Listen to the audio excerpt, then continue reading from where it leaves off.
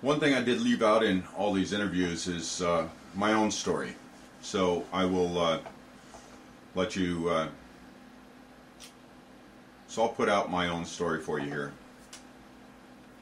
What started me on this path? Well, it has to go back to the late 80s.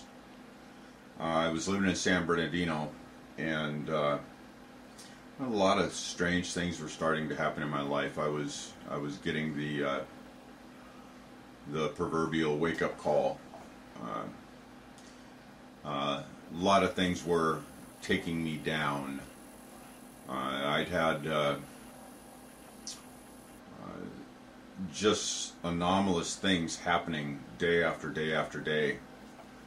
While I was laying in bed at night, I would be hearing voices in my head. And me up to this point, I'd been a completely mundane and third-dimensional person. This was all there was. And I thought I was losing my mind.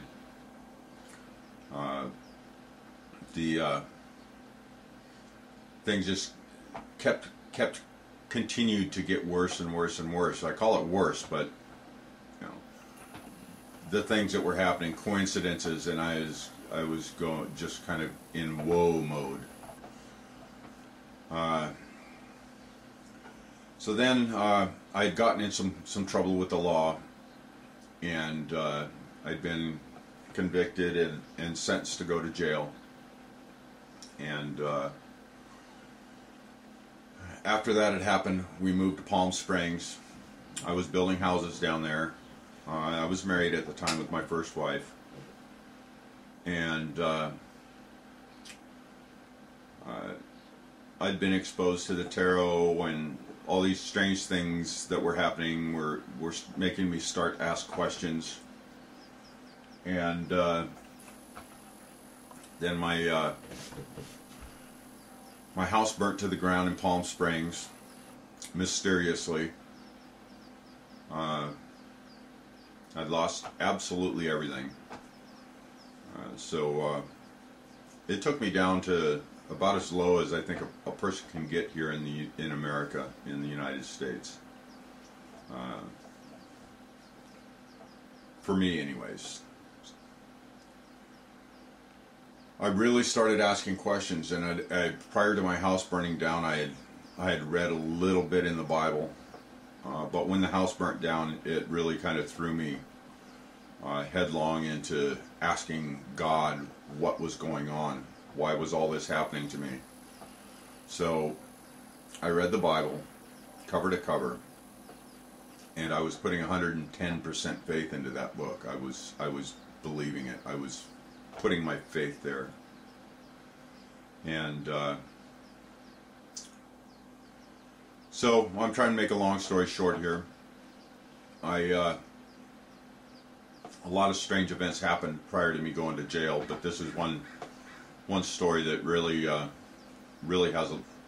had a big impact on my life, on my realization and understanding of the bizarre nature of life.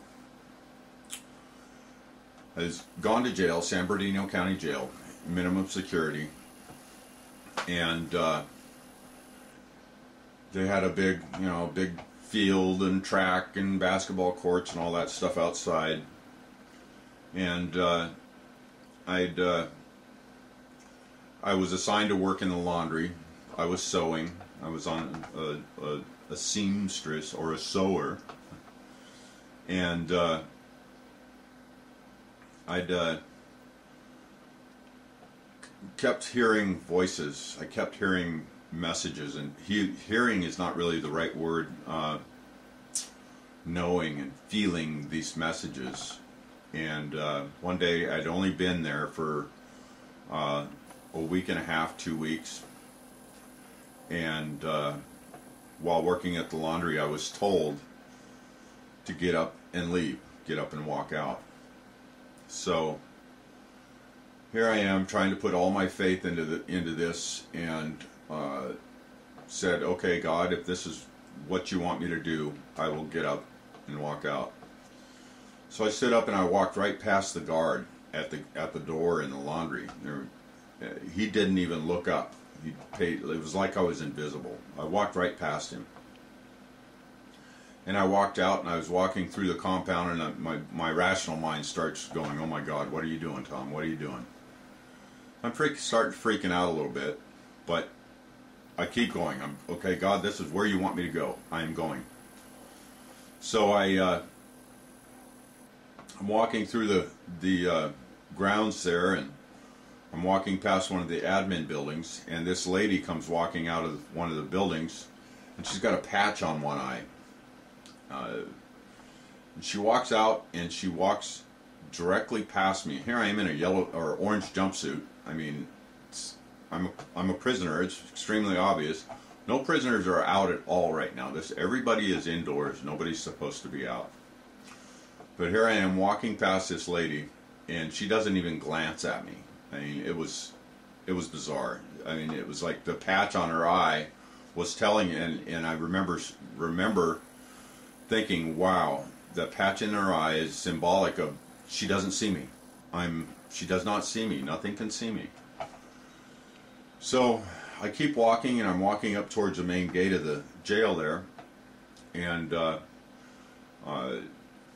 in a jail, to enter the compound, there's always two gates, and